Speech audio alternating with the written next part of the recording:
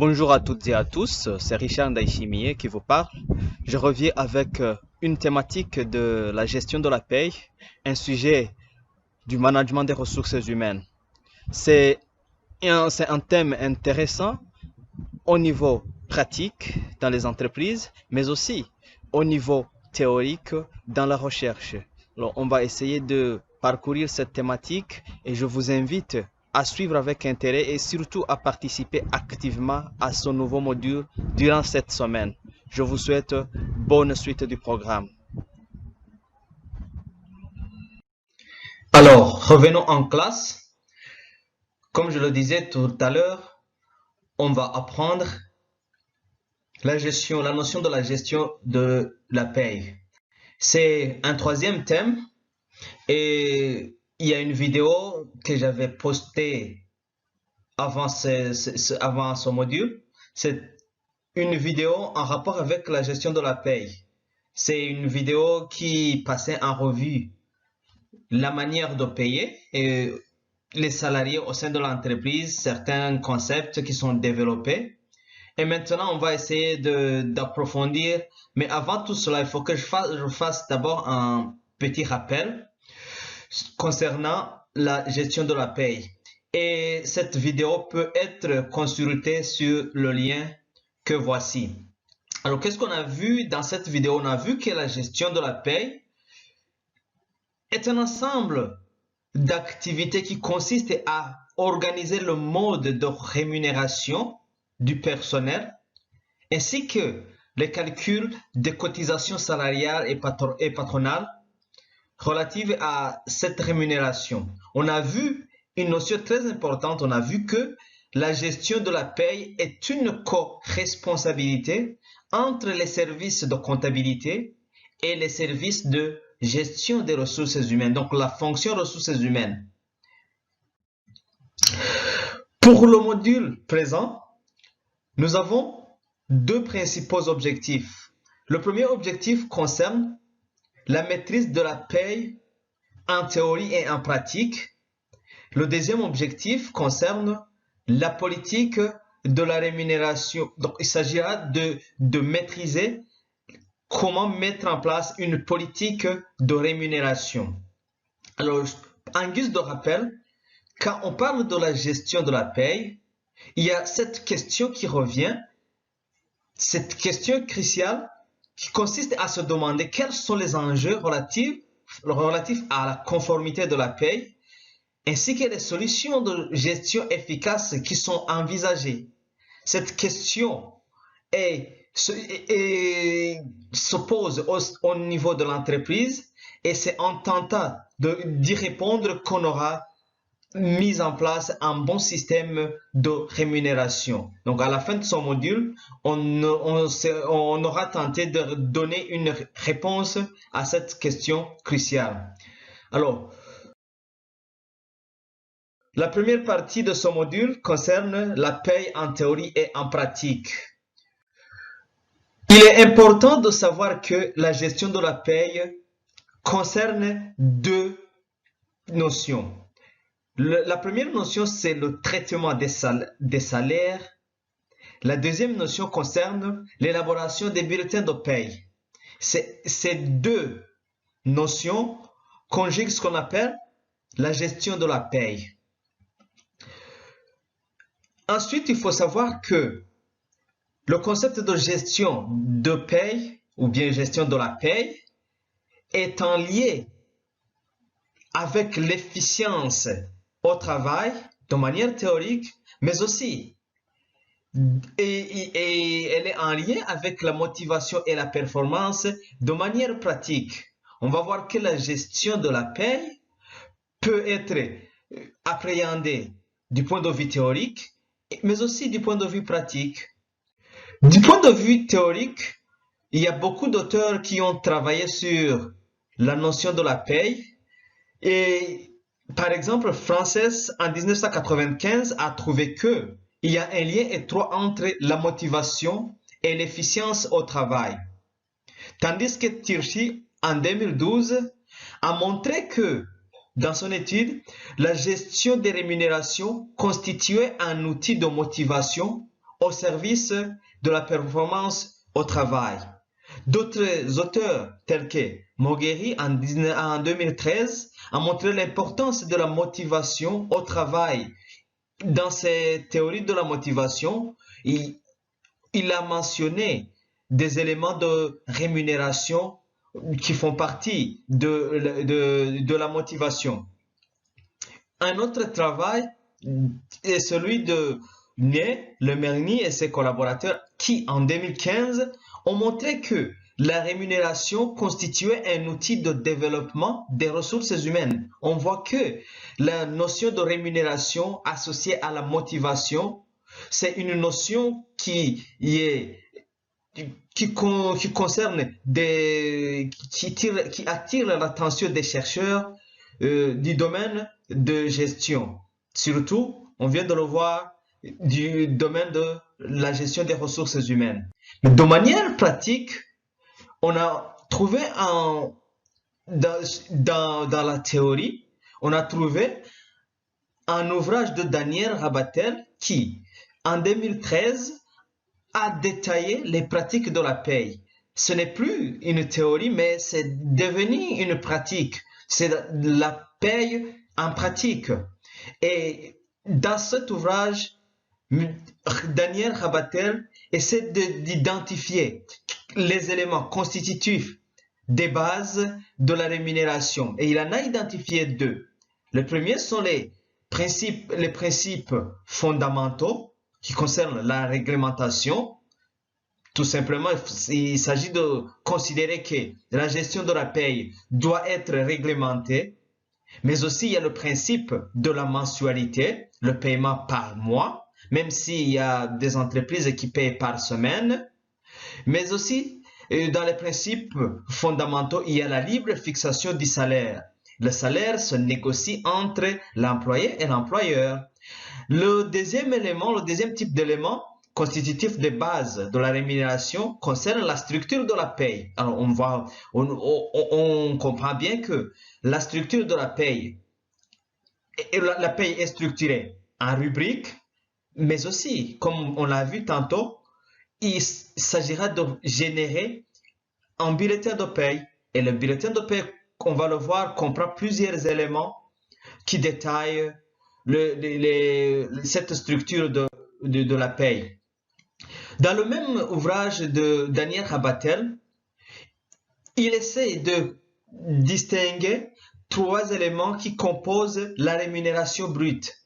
Il s'agit de la base de la rémunération, qui comprend le salaire de base, heures supplémentaires, etc., etc. Le deuxième élément, ce sont les primes, et les primes liées à l'expérience, les primes liées à la situation particulière du travail, les primes qui sont liées à l'intéressement. Le troisième type d'éléments, ce sont des éléments liés à l'absentéisme. Ça peut être des éléments d'absence justifiée ou bien des éléments de congés payés. Dans le même ouvrage de Daniel Rabatel, enfin, la pratique de la paye comprend aussi des types de cotisations et d'autres charges. Par exemple, ces cotisations peuvent concerner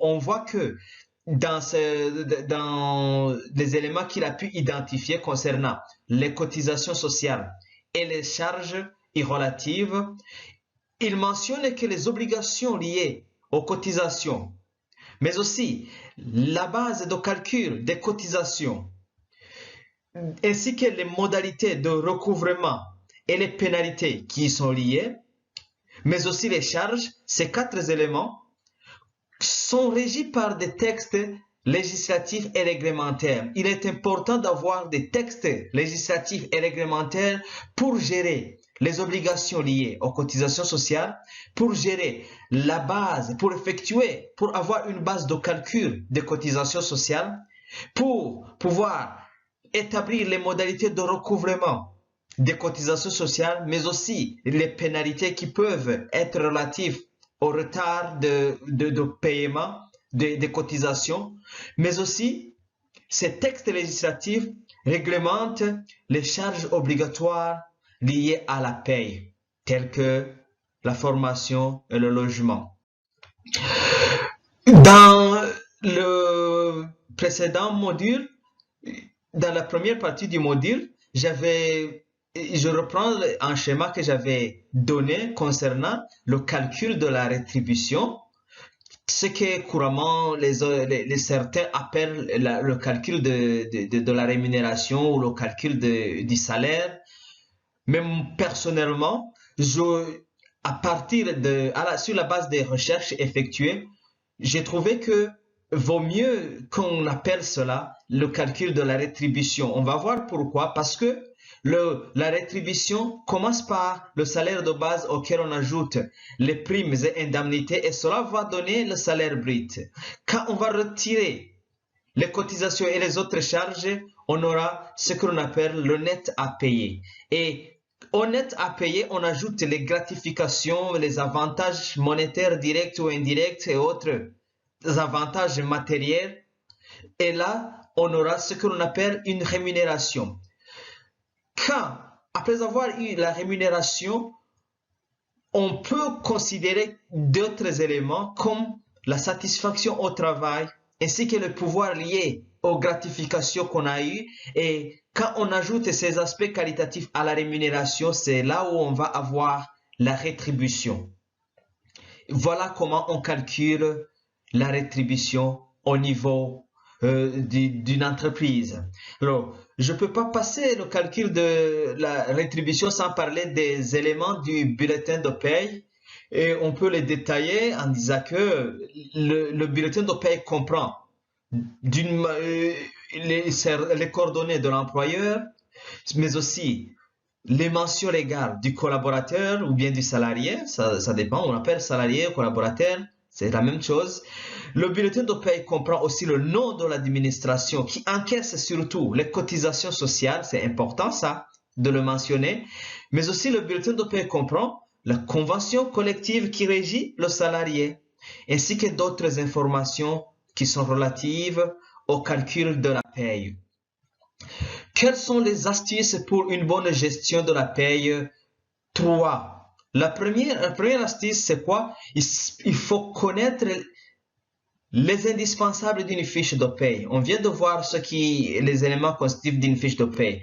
Il faut que l'on sache ce que c'est les indispensables d'une fiche de paie. Deuxième astuce, il faut bien choisir le logiciel de gestion de la paie. Il y a plusieurs types de logiciels qui sont actuellement utilisés dans la gestion de la paie. Il faut savoir choisir le meilleur logiciel qui peut apporter un plus à votre entreprise. Le troisième astuce, c'est quoi? C'est le travail en équipe. La gestion de la paie nécessite un travail en équipe. Surtout, on a vu que la gestion de la paie est une co-responsabilité entre les services de comptabilité et les services ressources humaines. Voilà. La deuxième partie de ce module concerne la politique de rémunération. Alors, qu'est-ce qu'une politique de rémunération? Les uns parlent de politique de rémunération, d'autres parlent plutôt de politique salariale. Alors, une politique de rémunération, c'est un ensemble de stratégies de rétribution. On vient de voir ce que c'est la rétribution, de rétribution des salariés en fonction surtout de l'environnement dans lequel se trouve l'entreprise, mais aussi les contraintes que connaît l'entreprise. Ce sont les deux éléments qui sont liés à la définition d'une politique de rémunération. Alors, on va essayer de mettre en place des moyens, des stratégies pour donner une rétribution aux salariés. Surtout, l'objectif de la mise en place d'une politique de rémunération, c'est de pouvoir avoir un réel impact sur la performance de l'entreprise. Donc, une politique de rémunération doit aboutir à la performance de l'entreprise. Cette politique de rémunération doit conduire à une motivation et à une productivité accrue des salariés. Ça, c'est très important. Pourquoi? Parce que la politique de rémunération est considérée comme un pilier de la satisfaction du salarié. de l'implication du salarié, mais aussi de sa fidélisation au sein de l'entreprise. Sur base de cette définition de l'objectif, la mise en place d'une bonne politique de rémunération doit aboutir à un bon système de rémunération au sein de l'entreprise. Et un bon système de rémunération est construit sur 4 éléments. Ces éléments sont premièrement, une rémunération fixe qui comprend le salaire de base, les primes, ce que l'on peut appeler le 13e mois. Il y a un 13e mois, ça veut dire le paiement des mois supplémentaires par rapport à l'année. Deuxièmement, le système de rémunération comprend une rémunération variable. Ce sont par exemple des primes individuelles, des primes collectives ou des indemnités diverses. Le système de rémunération comprend, en troisième lieu, des éléments périphériques qui peuvent être des avantages en nature, des remboursements, des frais de chèque, cadeaux mutuels, prévoyance, etc., etc. Ce sont des éléments qui sont périphériques au salaire. Quatrièmement et en dernier lieu, le système de rémunération comprend des éléments différés. Ce sont des éléments de rémunération qui peuvent être, par exemple, des intéressements, des participations de l'entreprise à la vie du salarié, etc., etc. Quelles sont alors les étapes pour élaborer une politique de rémunération? Il y en a 3. Écoutez bien, il y en a 3. La première étape consiste à détailler les métiers. Détailler les métiers, les répartir en emplois, puis faire une description précise de chaque poste pour les classer par niveau. Ça, il s'agit d'essayer de décrire les métiers qui existent au niveau de l'entreprise, quels sont les emplois, et descendre jusqu'à trouver tous les postes qui existent au niveau de l'entreprise. Comme vous pouvez le voir sur le schéma, on peut dire que un métier, c'est une famille professionnelle, c'est un ensemble des emplois. Tandis qu'un emploi, c'est un ensemble de postes. Un poste, c'est là où on met une personne, ça peut être considéré comme une activité principale qui est attribuée à une personne au sein de l'entreprise. La deuxième étape va consister à associer une fourchette de salaire aux différents postes qui ont été identifiés à la première étape. Et il faudra tenir en compte de 3 différents niveaux.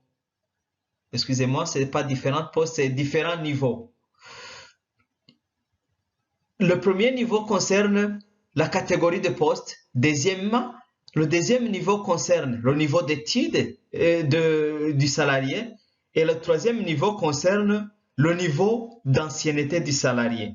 La troisième et dernière étape consiste à chercher les équilibres surtout entre la cohérence, entre la stratégie générale de l'entreprise et cette politique de rémunération. La politique de rémunération, l'équilibre aussi entre la politique de rémunération et la politique de gestion des ressources humaines dans son ensemble. Ce sont ces 3 étapes selon lesquelles on peut élaborer une politique de rémunération. Alors, pour avoir un bon système de rémunération, il faut chercher un équilibre entre 4 éléments. Ces quatre éléments sont la cohérence, tout à l'heure je le disais, la cohérence avec la stratégie générale de l'entreprise. Donc la politique de rémunération doit être en cohérence avec la politique générale de l'entreprise. Deuxièmement, il faut que la politique de rémunération maintienne l'équité à l'intérieur de l'entreprise, à l'interne de l'entreprise, au sein de l'entreprise. Mais aussi, il faut qu'il y ait une transparence dans la rémunération. Il ne faut pas qu'il y ait des gens qui bénéficient des primes et d'autres non. Il faut qu'il y ait une équité interne et la transparence. Le troisième élément, c'est la compétitivité externe. La compétitivité externe signifie que l'entreprise doit pouvoir se situer son niveau de rémunération par rapport aux autres entreprises qui sont concurrentes à l'entreprise. Le troisième élément le quatrième plutôt, concerne à identifier, à chercher à trouver l'équilibre entre la rémunération et le chiffre d'affaires. Il faut toujours calculer ce ratio rémunération sur chiffre d'affaires pour pouvoir mesurer le poids sur la masse salariale, le poids de la rémunération sur le chiffre d'affaires. Ce sont les quatre éléments plutôt qui déterminent un bon système de rémunération. Et en résumé, qu'est-ce qu'on a vu dans ce module? On a vu que la paye est à la fois une pratique et une théorie. On a vu qu'il y a des recherches qui sont menées sur la paye, mais aussi que la paye se pratique au niveau des entreprises. On vient tout à l'heure de voir aussi comment est-ce qu'on élabore, on met en place une politique de rémunération. Je pense que cette notion vous a été très intéressante et la prochaine notion va concerner la gestion prévisionnelle des emplois et des compétences. Mais en attendant cela, je vous remercie d'avoir participé, de votre participation et surtout je vous souhaite un bon courage pour apprendre, pour échanger sur des notions en rapport avec le management des ressources humaines. C'était Richard Ndaïchimier et vous pouvez voir mon adresse email pour tout contact et je vous dis au revoir et à bientôt.